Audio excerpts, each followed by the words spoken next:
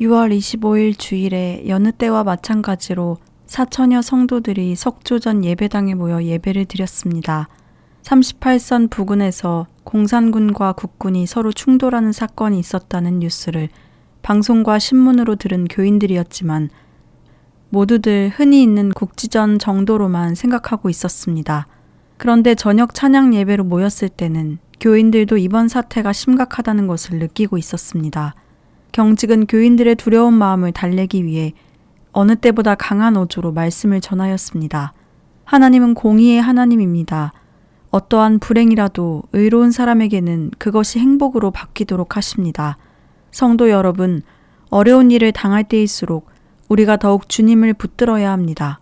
그 다음날 저녁, 서울 시내에서도 대포 소리가 들리기 시작했습니다. 멀리서 울리는 천둥 같기도 한 그 소리가 점점 가까워지면서 크게 들려오는 느낌이었습니다. 교계 지도자들이 이틀에 걸쳐 종로 기독교 사회에 모여 대책을 논의하였으나 별 뾰족한 수가 없었습니다. 북한군이 미아리까지 쳐들어왔다는 소문이 파다하게 퍼진 화요일 저녁, 기독교 사회 대책회의를 마친 후 경직은 교회로 와서 엎드려 기도하였습니다. 하나님 아버지, 제가 공산당을 피해 여기까지 내려왔는데 또 공산당이 쳐들어왔습니다. 제가 더 이상 어디로 피할 수 있겠습니까? 제가 여기 있다가 순교하는 것이 당신의 뜻이라면 그 뜻에 순종하겠습니다.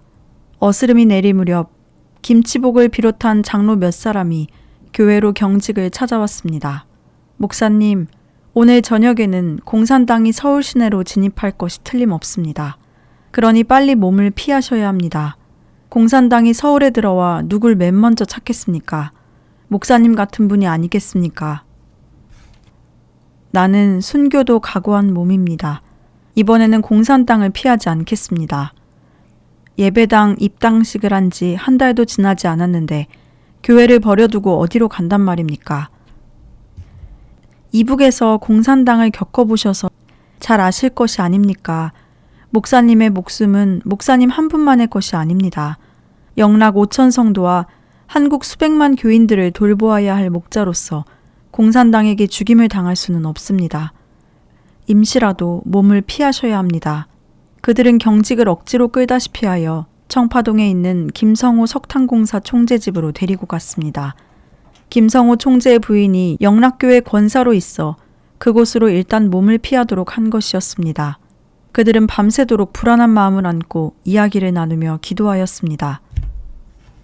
새벽 2시가 좀 넘어 한강 쪽에서 엄청난 폭발음이 들려왔습니다. 그것이 한강다리가 폭파되는 소리인 줄은 미처 상상도 하지 못하였습니다. 그날 한강다리 폭파로 다리 위에 있던 피난민과 군인 1000여 명이 삽시간에 죽고 말았습니다. 한강 이북에 있던 4만 4천여 명의 국군들도 한강다리 폭파로 인하여 퇴로를 잃어버리고 죽거나 실종되었습니다. 아침이 되자 거리에서 묵직한 쇠바퀴 굴러가는 소리 같은 것이 요란하게 들려왔습니다. 공산군 탱크들이 청파동 앞길까지 쳐들어온 것이었습니다. 이제 어떻게 해야 하나 걱정하고 있는데 영락교회 동사목사 강신명도 장로들에 의해 이끌려왔습니다. 경직 일행은 공산군이 서울로 깊이 진입해버렸는데 피난할 길이 있을까 염려하지 않을 수 없었습니다. 경직은 집에 있는 아내와 순희, 혜원, 볼인원 아이들이 걱정되기도 하였습니다. 마포로 나가보니 마포 형무소가 폭파되고 있는 광경이 눈에 들어왔습니다. 한강다리가 끊어져 피난해 갈 수 없는 사람들이 마포에서 나룻배를 타고 강을 건너가고 있었습니다. 배들은 적고 사람들은 많아 경직 일행은 아침부터 정오까지 뚝에서 기다려도 배를 얻어 탈 재간이 없었습니다. 그런데 사공한 사람이 나룻배를 저으며 경직을 유심히 살폈습니다. 이거 한 목사님이 아니십니까? 제가 건네드리겠습니다. 그러고는 가까이 다가와 나룻배를 두게 되었습니다. 일행이 5-6명 있는데 그 정도면 충분히 탈 수 있습니다. 어서 타십시오. 그리하여 그들은 그 배를 타고 강을 건널 수 있었습니다. 폭파된 한강다리 쪽에서 시신들이 둥둥 떠내려오고 있었습니다. 경직은 한강만 건너면 거기에 수많은 국군들이 방어진을 치고 있는 줄 알았습니다. 그러나 그런 국군들은 하나도 보이지 않고 폐잔병들만 허겁지겁 피난민들에 섞여 달아나고 있었습니다. 경직이 정신없이 안양 쪽으로 피난해 가고 있는데 시흥 국민학교 앞에서 어떤 군인들이 쫓겨가는 폐잔병들을 불러 모아 학교로 데리고 가는 것을 보았습니다. 그 맥빠진 군인들을 불러 모아 어떻게 하나 하고 경직도 국민학교 교정으로 들어가 보았습니다. 그런데 거기에 오산학교 1년 선배인 김홍일 장군이 있었습니다. 김 장군도 사관학교 교장으로 있다가 후퇴를 하였는데 이러다가는 안 되겠다 싶어 중국에서 일본군과 싸웠던 백전노장의 관록을 살려 폐잔병들을 모아 한강 전투로 재배치하고 있는 것이었습니다. 김홍일 장군의 그런 모습을 보고 경직은 다소 마음이 놓이기도 하였습니다. 메가더 장군도 그 다음날 일본에서 전용기를 타고 수원 비행장으로 와 한강 근처까지 가서 전황을 살펴보았습니다. 그런데 아직도 한강을 지키는 군인들이 있는 것을 보고는 한국을 도와주기로 마음먹고 일본에 주둔하고 있던 제24사단을 급히 파견하였습니다. 시흥에서 다시 안양 쪽으로 걸어가고 있는데 군인들을 실은 트럭 하나가 경직 옆에 와서 멈췄습니다. 경직이 무슨 일인가 하고 트럭을 쳐다보니 소위 계급장을 단 장교 한 사람이 트럭에서 뛰어내리며 빨리 트럭에 타라고 소리쳤습니다. 그 장교는 영락교회 집사로 있는 김건희였습니다. 그리하여 경직 일행은 그 트럭을 타고 안양으로 와서 나흘쯤 머물렀습니다. 그때 김건은 정훈 국장으로 있었기 때문에 민심 수습 차원에서 사람들을 모아놓고 시국 강연 같은 것을 해야만 하였습니다. 그의 요청에 의하여 경직도 피난민들을 상대로 시국 강연을 몇 번 하게 되었습니다. 공산당은 반드시 패배할 것이니 어떤 시련에도 낭망하지 말고 마음을 굳게 먹자고 강조하였습니다. 그 다음 수원으로 갔다가 며칠 후 공산군이 한강을 넘어 쳐내려온다는 소식을 듣고는 경직은 다시 피난민 대열에 섞여 남쪽으로 무작정 걸어내려갔습니다. 7월로 접어든 날씨라 피난민들은 뙤약볕에 땀을 비오듯 흘리며 걷고 또 걸었습니다. 모두들 목이 말라 입술이 타들어갔지만 걸음을 늦출 수는 없었습니다. 경직도 물 한 잔 마셨으면 소원이 없겠는데 누구에게 물을 좀 달라고도 할 수 없고 어디서 물을 마실 수 있는지도 알지 못했습니다. 그때 경직은 눈을 의심하지 않을 수 없는 광경을 목격하였습니다.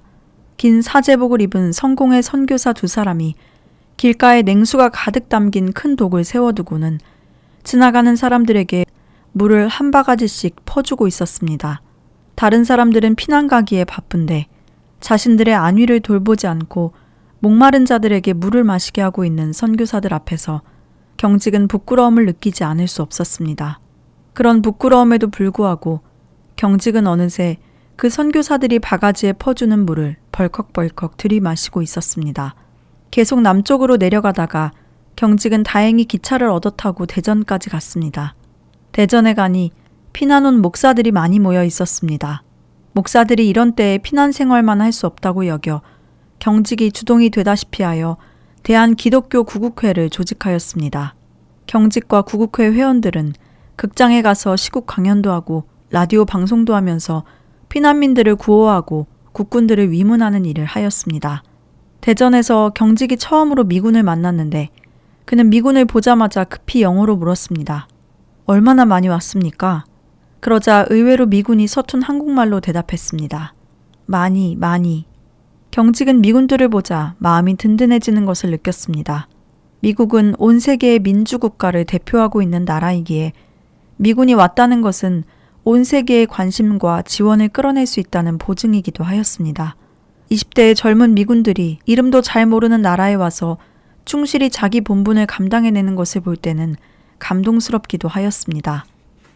안양 근방에 구축된 전선에서 인민군 포로들이 대전으로 계속 잡혀 내려왔습니다. 미군 당국이 북한에 관한 정보를 얻어내기 위해 인민군들을 직접 신문할 때가 많았는데 그럴 경우에는 경직이 가서 통역을 자주 해주게 되었습니다. 북한에 관한 상황을 알고 싶은 마음은 경직이 미군 당국보다 더했으면 더했지 덜하지는 않을 것이었습니다. 경직은 통역을 해주면서 인민군 포로들 중에 고향 사람이나 신을주 사람은 없나 찾아보기도 하였습니다. 어떤 때는 총상을 입고 피를 줄줄 흘리고 있는 인민군 포로를 침대에 뉘어놓고 신문을 하는 경우도 있었습니다. 미군 당국이 그 인민군을 치료할 생각은 별로 없고 그가 죽기 전에 어떻게든지 북한에 관한 정보를 끄집어내려고 하는 것이 아닌가 하는 생각이 들 때는 미군이 은근히 미워지곤 하였습니다. 대개 대개 인민군 포로들은 순진무구한 얼굴을 하고 있는 어린 청년들이어서 경직의 마음이 더욱 아팠습니다. 경직은 대구로 내려가 기독교 구국회의 이름으로 기독 청년 3,000명을 모집하여 신명 여중에서 단기 훈련을 시켰습니다.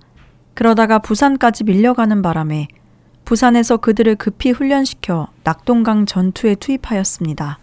그 청년들을 모집할 때도 그랬지만 전선에 투입할 때도 경직을 비롯한 기독교 구국회 목사들은 골리앗을 물리친 다윗이라든지 블레셋 군대를 물리친 기드온 300용사에 관한 설교들을 목청껏 외쳤습니다.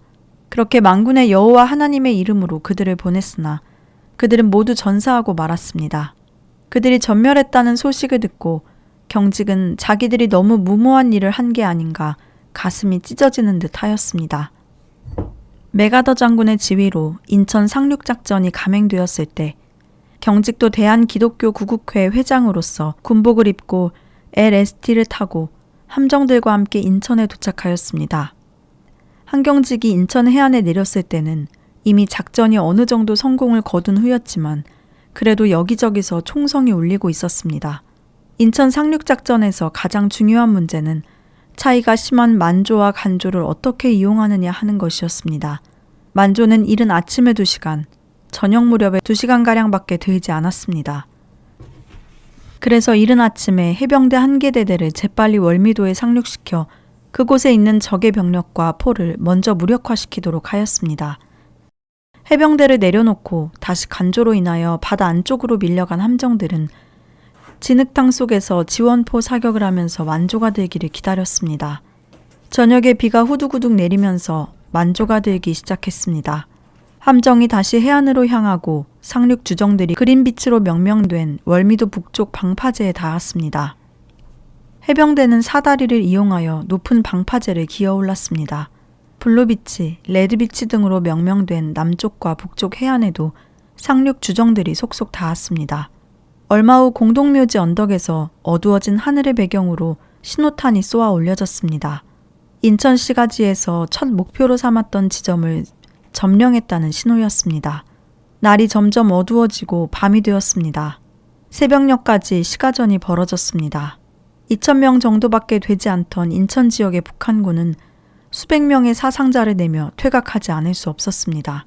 경직은 군용차를 얻어 타고 인천 가도를 달려 서울에 도착하였습니다. 한강철교는 무참하게 폭파되어 있고 서울 시내는 곳곳에서 아직도 시커먼 연기들이 피어오르고 있었습니다. 메가더 장군과 이승만 대통령이 김포공항에 내려 서울로 올 때는 가도에 수많은 인파가 몰려나와 태극기를 손에 들고 환영하였습니다. 그들은 국회의사당으로 들어가 축하와 감사의 연설을 하였습니다. 대통령 각하, 자비로운 하나님의 덕택으로 위대한 희망과 인류의 열망을 밑받침으로 하여 쌓아온 우리들의 군대는 즉 유엔군이 이 오래된 한국의 수도를 해방시켰습니다. 연설을 마친 메가더 장군이 주기도문을 외자 모두 따라서 외웠습니다. 주기도문이 끝날 무렵 의사당 천장에서 깨진 유리 조각이 떨어져 쨍그랑 소리를 내며 박살이 났습니다. 그러나 메가더 장군은 조금도 동요하지 않았습니다. 이승만 대통령은 프란체스카 여사 옆에 앉아 울먹이고 있었습니다. 한경직은 교회에서 주기도문을 외울 때면 서울 수복시 메가더 장군이 국회의사당에서 드린 그 기도를 떠올리곤 하였습니다. 그러면서 늘 싸움판인 한국의 국회의사당에서도 주기도문이 울려 퍼지는 날이 오기를 기대하였습니다. 서울로 들어온 경직은 끊어진 한강다리 근처에서 영락교회 장로 한 사람을 만났습니다. 그 사람이 김응락 장로가 교회 군내에서 순교했다는 소식을 경직에게 알려주었습니다. 김응락은 신을주 제1교회에서 12년간 봉사하다가 해방되기 전에 서울로 와 여관업과 포목상으로 큰 돈을 벌었습니다. 그는 고아원과 양로원들을 지원하는 한편 재정난에 허덕이던 기독 공보를 인수하여 기독 언론 창달에도 힘썼습니다. 안동교회 장로로 헌신하다가 경직이 남한으로 내려와서 교회를 세우자 아직 마땅한 건물도 없는 영락교회로 와서 봉사하였습니다. 특히 석조전 본당을 짓는데 누구보다 물심양면으로 헌신적이었습니다. 김응락 장로는 6.25 전쟁이 일어났을 때도 피난을 가지 않고 서울에 그대로 남아 교회를 지켰습니다. 7월 2일 6.25 전쟁 후 첫 주일에 그토록 주일 성수를 강조하던 서울 시내 교회들은 거의 모두 문들이 굳게 닫혀 있었습니다. 그러나 영락교회는 담임 목사와 동사 목사가 없는데도 여전히 교회 문을 열어놓고 있었습니다. 그날 새벽에 유년부 부장 박동엽 장로가 교회로 와 연문으로 들어가서 대문을 활짝 열었습니다. 그러자 교회 구내에 살고 있던 어느 집사가 지금이 어느 때인데 교회 문을 여냐며 박 장로를 나무랐습니다. 박 장로가 태연하게 대답했습니다. 주일날 예배당 문을 닫아두다니 될 말이오? 활짝 엽시다. 죽어도 열어놓고 죽읍시다. 그러고는 베들레헴 성전에 모인 수십 명의 어린이들과 어린이를 데리고 온 몇 명의 부인들과 함께 예배를 드렸습니다. 박 장로는 그 어린이들 앞에서 순교의 메시지를 전하였습니다. 육신을 죽이는 자보다 영혼까지 죽이는 자를 더욱 두려워합시다. 주일 예배를 마친 교인들은 오후에 김흥락 장로 집에 모여 아무리 전쟁 중이라 하더라도 교회 문은 닫을 수 없다는 결정을 내렸습니다. 주일 예배 사회는 심우 장로가 맡고 설교는 아직 피난 가지 않고 서울에 남아있는 목사에게 부탁하기로 하였습니다. 그러나 그런 목사들은 신변 위험을 이유로 설교 부탁을 들어주지 않았습니다. 설상가상으로 그 다음 주일부터 인민군들이 영락교회를 군대 무기고로 접수하고 말았습니다. 돌로 튼튼하게 지어진 석조전이 무기를 보관하기에 적당하고 무엇보다 예배당에 무기를 감추어 두면 국군과 미군들의 눈을 속일 수 있다고 판단한 것이었습니다. 사람을 살리는 복음이 전파되는 예배당이 동족을 죽이는 무기들로 가득하게 되다니 영락교회 교인들은 승동교회를 빌려 예배를 보곤 하였으나 그것도 오래가지 못하고 결국 각자 가정에 숨어서 개인적으로 기도하며 신앙을 지킬 수밖에 없었습니다. 김응락 장로는 몰래 신방을 다니며 교인들을 격려해 주었습니다. 인천 상륙작전을 며칠 앞둔 9월 24일 김응락은 교회 근방에 있는 교인을 신방하러 가다가 예배당을 그냥 지나칠 수가 없어 상황이 어떤가 하고 다가와 살펴보았습니다. 그런데 교회 문이 굳게 잠겨 있고 교회 군에는 인민군들이 철수하였는지 조용하였습니다. 그래서 군에 교인들이 있으면 문을 열어줄까 하고 교회 문을 두드려 보았습니다. 그러자 고필용 장로 부인이 군에 있다가 급히 달려나와 다급하게 말했습니다. 빨리 돌아가세요. 아직도 인민군들이 예배당 안에 있어요. 그와 동시에 인민군 하나가 총을 들고 달려와 김응락에게 총을 겨누며 물었습니다. 너는 누구냐? 김응락이 지체 없이 대답했습니다. 나는 이 교회 장로다. 김응락은 곧바로 중부경찰서로 연행되었습니다. 얼마 있으니 김인모 장로의 아들 김만이라는 청년도 끌려왔습니다. 그때 이미 김응락은 여기저기 얻어터져 피투성이가 되어 있었습니다. 취조가 끝난 후 인민군은 김응락과 김만에게 수갑을 채운 채 다시 교회로 끌고 가 계단을 올라가도록 하였습니다. 계단을 다 올라가면 본당 남쪽으로 빈터가 있는데 거기서 총살당하리라는 것을 두 사람은 예감하였습니다. 그때 군에 있던 전성천 목사의 장모가 김응락을 보고 달려내려와 계단 중간쯤에서 뭔가 이야기를 나누었습니다. 김만을 앞세우고 올라가던 인민군이 계단 끝에 이르러 아래쪽을 내려다보며 김응락에게 빨리 올라오라고 고함을 질렀습니다. 그래도 두 사람이 계속 말을 주고받자 화가 난 인민군이 달려 내려왔습니다. 그 순간이었습니다. 김만이 수갑을 찬 채 온 힘을 다해 달아나고 말았습니다. 김만을 놓친 인민군은 금방이라도 총을 쏠 듯이 흥분하며 김응락을 끌고 가려 하였습니다. 김응락이 간곡하게 인민군에게 부탁하였습니다. 5분만이라도 예배당에 들어가 기도하고 나오게 해주시오. 결국 인민군은 마지막 5분의 기도 시간을 허락하였습니다. 김응락은 석조전 예배당 안으로 천천히 걸어 들어갔습니다. 천장 한쪽이 무너져 있고 바닥에도 구덩이가 패여 있었습니다. 인민군 무기고라는 것을 눈치채고 미군이 폭격을 했는지도 몰랐습니다. 무기들은 이미 철수를 했는지 잘 보이지 않고 화약 냄새만 진동하였습니다. 교인들이 많은 헌금을 드리고 그것도 모자라 사제를 털어가면서까지 세운 예배당의 처참한 모습 앞에 김응락은 가슴이 찢어지는 것 같았습니다. 김응락은 교회 바닥에 무릎을 꿇고 앉아 수갑을 찬 두 손을 모았습니다.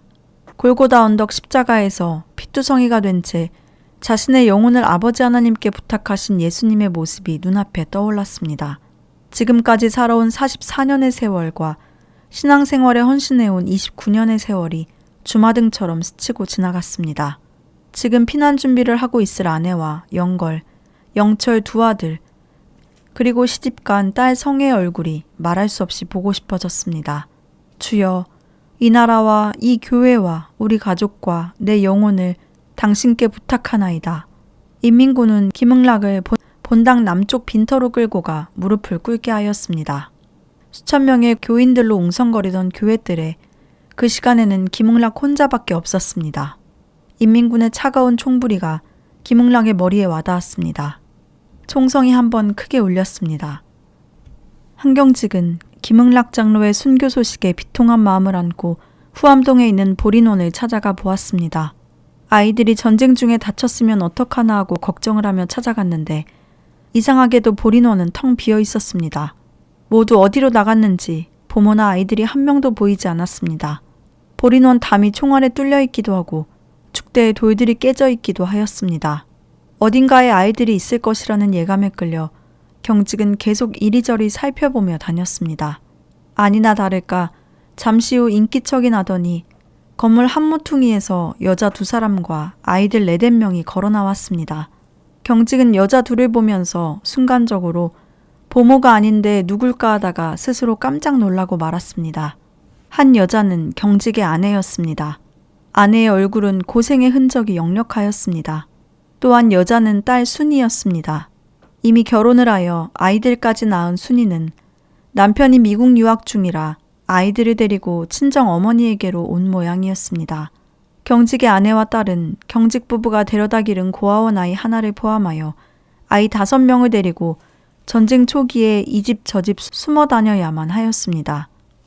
그러다가 시골로 피난을 하였는데 시골이 오히려 사람이 숨기에는 적당한 곳이 아니었습니다. 입소문도 빨라 한경직 목사 부인이 내려왔다는 말이 금방 퍼지는 바람에 무서워 견딜 수 없었습니다. 경직의 아내는 식구들을 데리고 다시 서울로 올라와 후암동 보린원으로 들어갔습니다. 그녀는 일제 말기 환란의 때에 보린원에 들어가 있었던 일을 생각하고 이번에도 그곳을 찾은 것이었습니다. 공산당은 고아원들은 건드리지 않고 오히려 쌀을 보내주며 지원해 주었습니다. 경직의 아내와 아이들을 공산당이 먹여 살려준 셈이었습니다. 내무서원들이 와서 조사를 할 때도 보린원 김원자 보모가 기지를 발휘하여 경직의 아내와 아이들이 한 목사 식구라는 사실을 끝까지 숨겨주었습니다. 경직은 해방 직후에 월남할 때도 허겁지겁 혼자 38선을 넘었다가 나중에 월남에 온 아내와 아이들을 만나게 되었고 6.25 때도 혼자 먼저 피난을 갔다가 서울이 수복되고 나서야 아내와 아이들을 그렇게 또 만난 것이었습니다. 경직은 북쪽으로 진군하는 국군을 따라 평양까지 가서 서문박교회에서 평양 탈환 감사 예배를 드리고 국군이 후퇴할 때 서울로 다시 내려왔습니다. 그 무렵 미군에서 대대적인 고아 수송 작전을 벌였습니다. 보린원 고아 60여 명도 그때 제주도로 수송되었습니다. 고아들의 참상은 이루 말할 수 없었습니다. 고아들은 대개 이북에서 내려오던 피난민들이 길에서 잃어버린 아이들이었습니다. 공산군은 피난민 복장을 하고 피난민 대열에 섞여 내려오려고 의도적으로 사람들을 남쪽으로 피난 가도록 몰아붙였습니다. 그것을 눈치챈 미군과 국군은 남쪽으로 내려오는 피난민들을 북쪽으로 밀어 올리려고 하였습니다. 그런 와중에 피난민들은 우왕좌왕하다가 수많은 아이들을 잃어버렸던 것입니다. 고아들은 옴과 같은 피부병에서부터 백일에 결핵 등 50가지가 넘는 각종 병을 앓고 있었습니다. 그들은 뼈만 남은 몰골로 손을 입에다 대면서 미군들을 붙들고 외쳐대었습니다. 인솔자들은 비행기에 오르면 맛있는 것을 주겠다고 하며 고아들을 달래느라 진땀을 흘렸습니다. 수송기에는 15일분의 양식이 실려 있었습니다. 디네스 중령은 제주도 동쪽에 있는 한 학교를 빌려 고아원으로 사용하였습니다. 보린원 아이들은 제주도에 영락교회가 세워진 덕분에 교회에서 따로 돌볼 수 있었습니다. 대구와 부산에도 전쟁 중에 피난 온 교인들에 의해 영락교회가 세워져 경직은 대구와 부산, 제주도를 왔다 갔다 하며 교회와 복지시설들을 돌보아야만 하였습니다. 나중에 휴전이 되어 제주도 그 학교에서 고아원을 비워달라고 하여 디네스는 경기도 송추에 보육원을 세워 고아들을 수용하였습니다. 그 보육원이 지금 경기도 양주군 장흥면 삼상리에 있는 한국보육원입니다. 제주도에서 고아를 돌보았던 황혼순 보모는 95세 고령이 넘도록 한국보육원 원장으로 일하였습니다. 황혼순은 휘경학원 이사장이기도 하였습니다.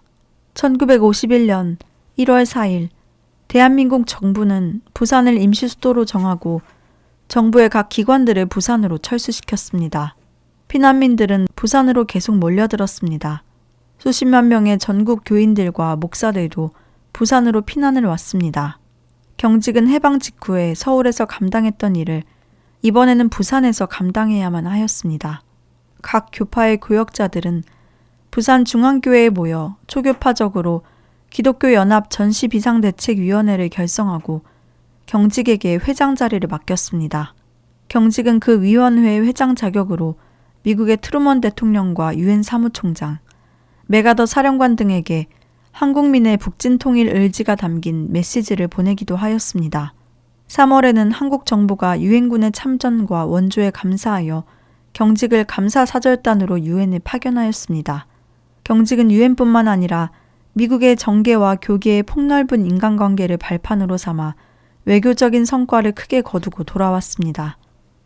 서울이 다시 수복되긴 하였지만 아직 전쟁이 끝나지 않고 있던 1952년 12월 중순에 미국 부흥 목사인 빌리 그레이엄이 한국으로 와 부산과 서울 등지에서 전도대회를 가졌습니다. 그는 750명의 선교사들과 수천 명의 미군들, 그리고 한국 사람들에게 설교하기도 하고 따로 한국의 목사들을 만나 격려해 주기도 하였습니다. 교회와 가족들을 잃은 한국 목사들은 34세의 젊은 미국 목사의 손을 잡고 하염없이 눈물을 흘렸습니다. 특히 빌리 그레이엄은 부상당한 미군들을 방문하고 큰 충격을 받았습니다. 총에 맞아 눈이 없어진 사람, 팔이 잘려나간 사람, 옆구리와 등에 구멍이 난 사람, 살이 화상으로 짓뭉개진 사람 등등 그 참상은 눈을 뜨고 볼 수 없을 정도였습니다. 그들 중 알루미늄 보조대에 온몸이 고정된 채 고개 맞아 한쪽으로 들어가 있는 미군 하나가 그레이엄에게 부탁하였습니다. 그레이엄 씨, 저는 당신의 얼굴을 보고 싶습니다. 제가 당신의 얼굴을 한번 볼 수 있도록 해주십시오. 그레이엄은 그 부탁을 들어주기 위해 그의 고개가 돌아간 쪽으로 가서 그의 옆에 조심스럽게 누웠습니다. 그레이엄은 그렇게 누운 자세로 그와 조용히 이야기를 나누고 그를 위해 기도해 주었습니다. 빌리 그레이엄은 미국으로 돌아가서 이렇게 말했습니다. 나는 지금까지 지내왔던 세월보다 한국에 있었던 며칠 동안 더 많이 울었다. 그러한 사건들은 내 인생에 커다란 변화를 주었다. 나는 이제 다시 전과 같아질 수 없었다. 나는 한국전을 보고 많이 성장했다. 마치 소년으로 한국을 방문했다가 어른으로 돌아온 기분이다. 빌리 그레이엄은 1956년 2월 25일에 다시 한국으로 와 다음날 오후 2시에 서울 동대문 운동장에서 대전도회를 가졌습니다.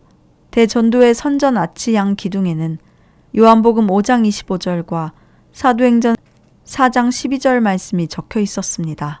죽은 자들이 하나님의 아들의 음성을 들을 때가 오나니 곧 이때라. 듣는 자는 살아나리라.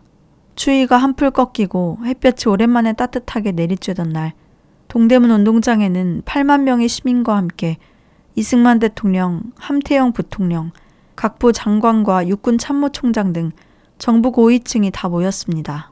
그야말로 한국이 기독교를 국교로 받아들인 나라 같았습니다. 껑충한 키에 푸른 눈빛을 하고 있는 빌리 그레이엄은 겨울 파카를 단단히 껴입고 긴 부츠를 신고 불과 같은 열정으로 설교하였습니다. 경직은 그레이엄과 나란히 서서 그레이엄이 몇 마디 하면 그의 어조를 최대한 살려가며 통역하고 그런 다음 그레이엄이 다시 말을 이었습니다. 여러분의 육체를 임시적으로 기쁘게 할 수 있지만 여러분 영혼의 만족은 없습니다. 여러분께서 하나님을 알 때까지 여러분의 마음속에 참된 기쁨과 참된 행복과 만족을 얻을 수 없습니다. 여러분의 영혼은 하나님의 형상으로 창조함을 받았습니다. 사람의 영혼이라고 하는 것은 하나님께 돌아올 때까지 참된 행복과 만족을 찾지 못합니다. 여러분의 영혼은 하나님과 사귀기 위해서 지음을 받았습니다. 그레이엄의 설교 내용은 세계적인 부흥 목사라는 명성에 걸맞지 않게 소박하고 단순하게 이를 데 없었으나 사람을 압도하는 권위와 힘이 있었습니다. 그 권위와 힘으로 설교 마지막에는 믿지 않는 자들에게 예수님을 영접하도록 결단을 요구하였습니다. 천여 명의 사람들이 손을 들고 예수님을 영접하기로 결단하며 앞으로 나왔습니다.